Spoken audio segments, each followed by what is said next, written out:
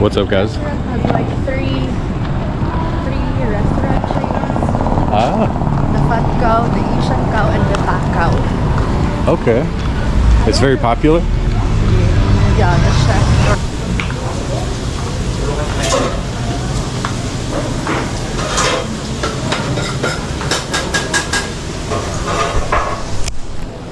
Ito yung available na burger.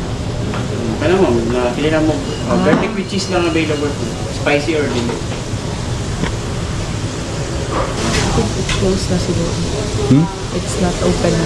No one is there na. Oh.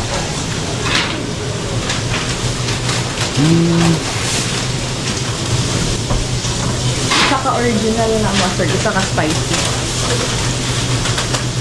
Garlic mo? Garlic with Can we cheese. do it on the side? Pwede siya ihalo. Ang sauce. Ang sauce. Garlic with cheese? Oo. Kasama man talaga yun. Magkasama. It's a little dark, but no sauce on this one. Let's see yours. This is original with sauce. Honey mustard. No, it's garlic. Garlic with cheese. Yeah. Hey, why don't you try?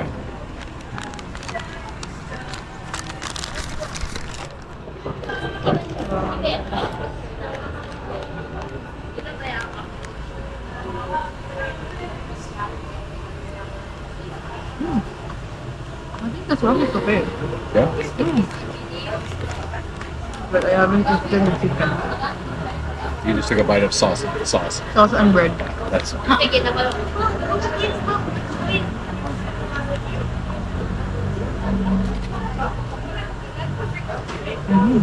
like it. Good. Is it better than homebrew? I like homebrew better. Still. Okay. Try it. Just try yours.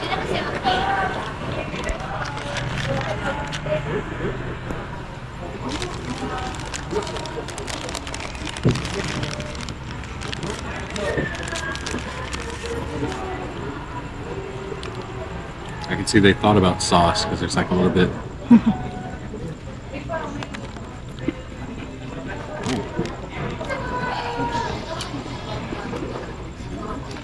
It's hot.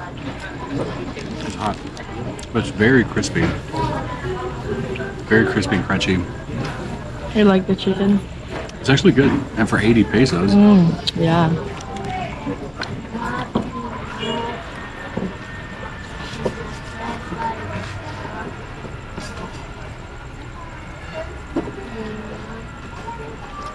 Typical American eating in the Philippines.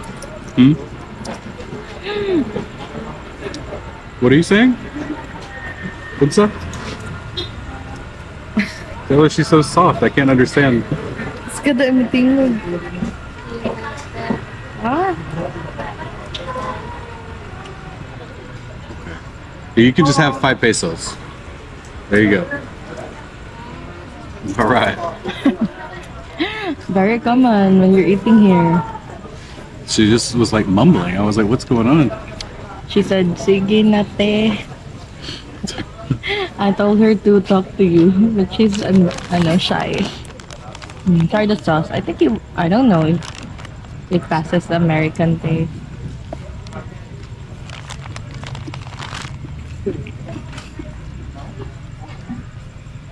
It's actually okay. That's the sauce, right? Right. It's actually good. okay, yeah. Yeah. It's very common here. If they put sauce on it, it's going to be swimming in a pool of sauce. Whatever sauce they put in America, times that by 5. That's how much sauce you're going to fucking get. Never ask for extra sauce. It's going to come in a bucket, and you're going to have to take it home with you. I think they're both good. Yeah. I'm glad I got it without sauce so I could see like The difference. But it does taste garlicky. It's like a garlic gravy almost. I wouldn't call it a mayo, but it's good. 80 pesos. So there's Henny Penny here. And then Henny right Penny across is Homebrew. And both are known for their chicken sandwiches. Yeah, but Homebrew is already closed. Yeah.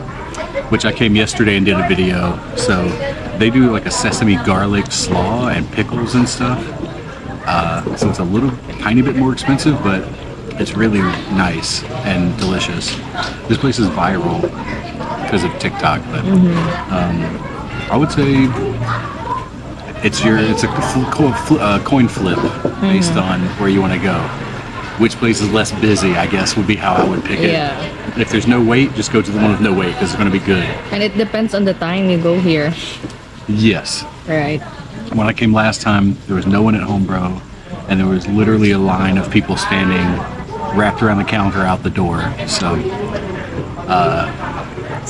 definitely want to come back to home, bro, because they had good sauces. Well, this is my second time having fried chicken sandwich today.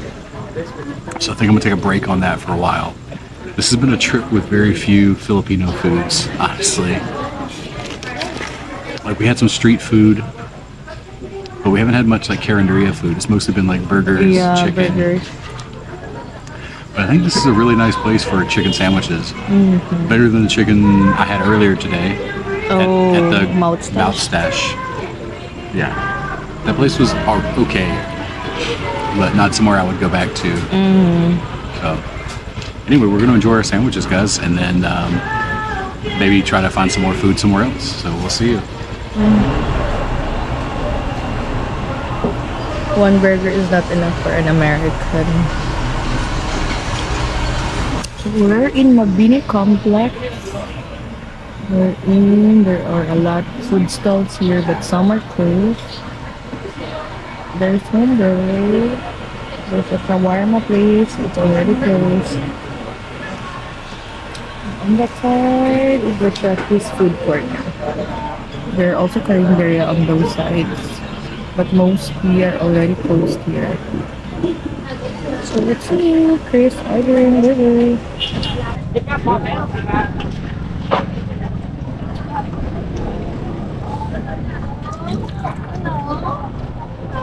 There's a little construction going there.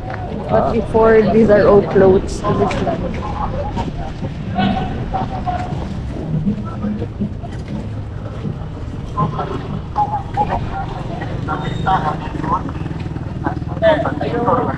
Everything 5 pesos. Oh wow. Yeah, you wanna look? Ay, pali lang.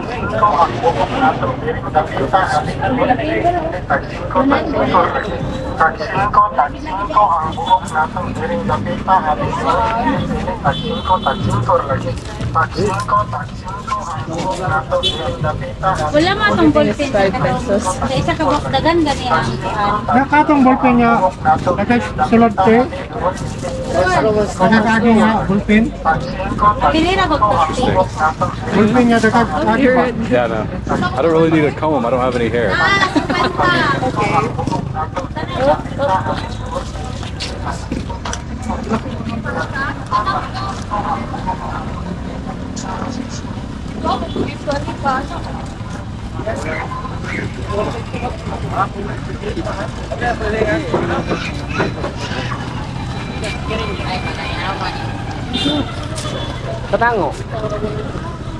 Everyone will stop at the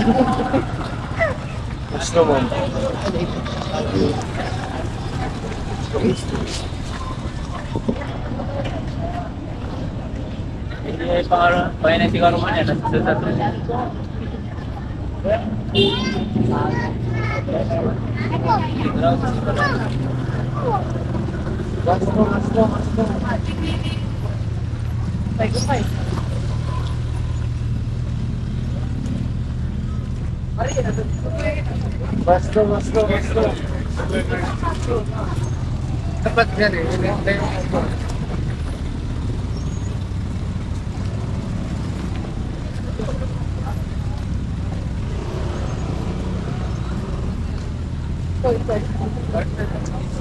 Here are the food. Let's go.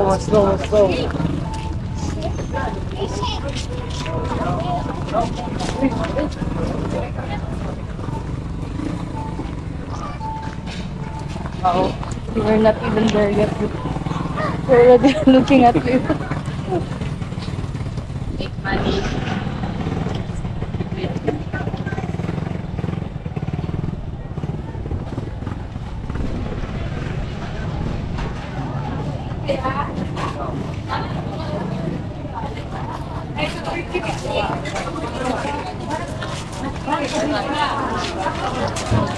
There's also like karinderya. Yeah, chicken. Where's the lechon? That's where the way I eat before when I sent you a photo. Lechon with onion rice. What's the price? There's also karinderya food here. It's already packed.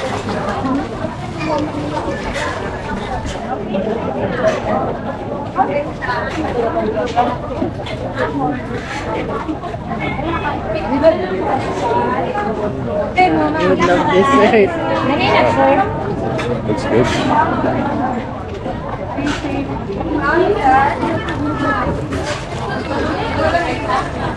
This is my friend's store. You could go back later.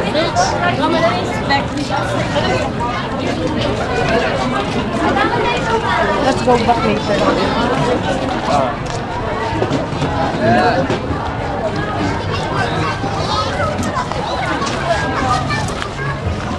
Mas slow.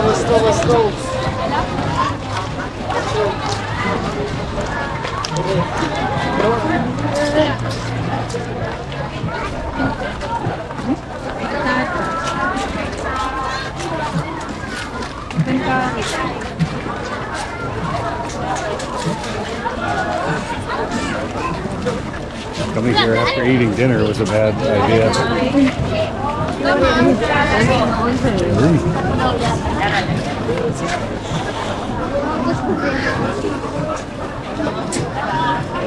It's like a karinderya tour, like fried food with other dishes. Yeah. You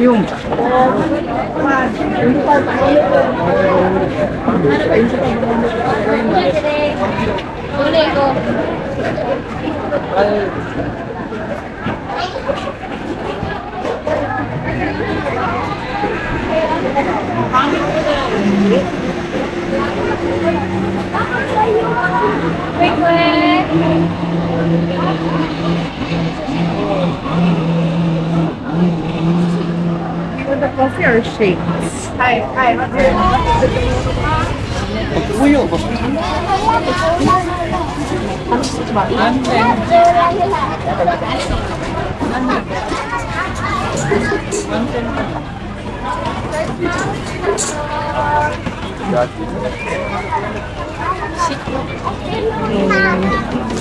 Did not bring any umbrella pa naman. Wait, that's not real buko? There's a powder on it and then fruit.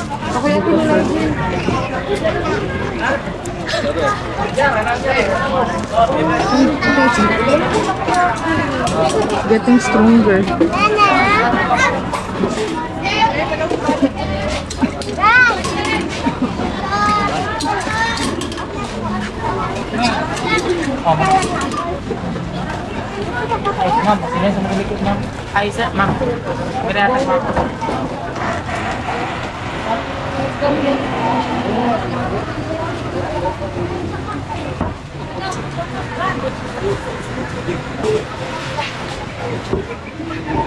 Are you just gonna deliver?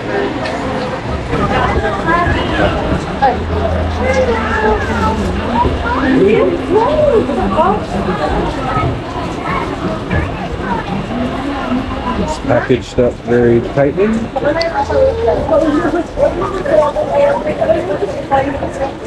A milkshake in a bag.